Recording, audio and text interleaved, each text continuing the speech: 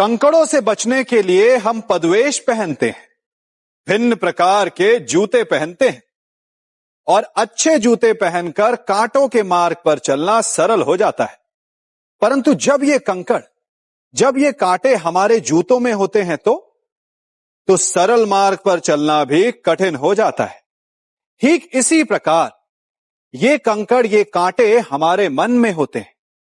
ये कंकड़, ये कांटे होते हैं हमारा अतीत, जिसके भय के कारण हम उसे वर्तमान में स्वीकारना नहीं चाहते।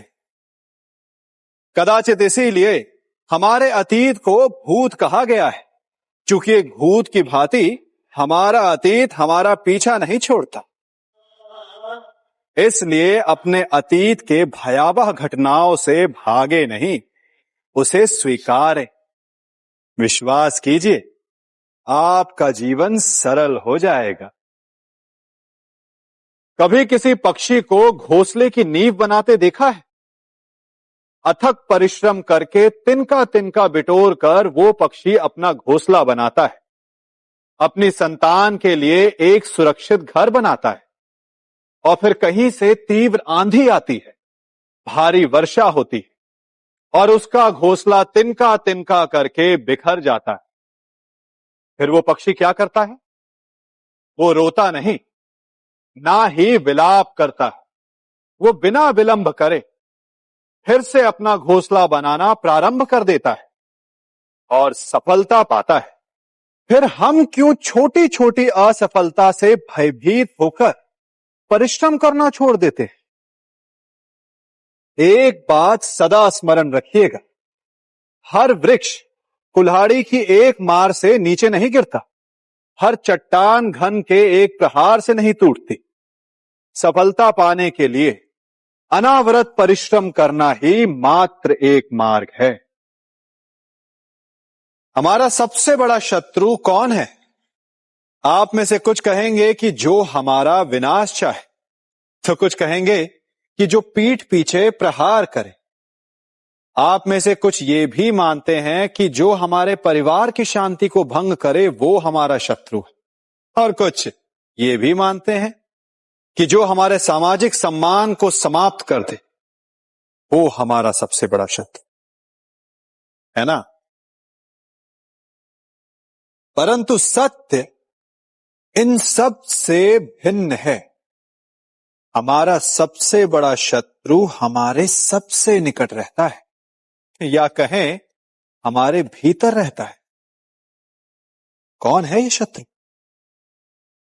वो शत्रु है हमारा मन, हमारा मस्तिष्क, क्योंकि ये हमें किसी भी क्षण उचित से अनुचित की ओर, धर्म से अधर्म की ओर ढकेलता है। ये एक क्षण में हमारा परिवार तोड़ सकता है, हमारी प्रतिष्ठा भंग कर सकता है। इसलिए यदि सफल होना, श्रेष्ठ होना है, तो अपने मन पर नियंत्रण रखना सीखिए। यदि मन अनुशासित हो तो उससे अधिक सृजन कोई नहीं कर सकता, और यदि मन अनुशासित ना हो तो उससे अधिक विध्वंस कोई नहीं कर सकता। यदि मन में हार हो तो आपको कोई जिता नहीं सकता, और यदि मन में जीत की लगन हो तो आपको कोई हरा नहीं सकता। ये सत्य है कि एक दिन सबको मरना है, परंतु ये सत्य जानते हुए भी सबको अमर रहना, सदा जीवित रहना है। आप भी सदा जीवित रहना चाहते होंगे, अपने संतान और उनकी संतान को आनंद करते देखना चाहते होंगे, अपना व्यापार बढ़ते देखना चाहते होंगे। परंतु बड़े बड़े ज्ञानियों ने तो यही कहा है कि कोई भी अमर नहीं, किसी न किसी रूप में कोई रोग, विनाश या मृत्यु आपको पकड़ ही लेंगे, है ना। परंतु यदि मैं आपसे कहूं कि आप अमर हो सकते हो, आप सदा जीवित रह सकते हो, तो क्या आप मेरा विश्वास करेंगे? नहीं।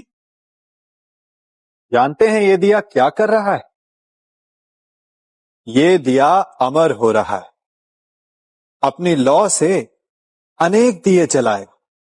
हाँ, कुछ समय पश्चात ये स्वयं बुझ जाएगा, परंतु अपना प्रकाश जीवित रखेगा। और यही सीधा सा रहस्य है अमर होने का, क्योंकि दीपक का अस्तित्व उसके प्रकाश से है। प्रकाश नहीं तो दीपक समा, और यदि प्रकाश जीवित रहेगा तो दीपक का लक्ष्य पूर्ण हो जाएगा। उसी प्रकार मृत्यु तब नहीं होती जब शरीर मरता है।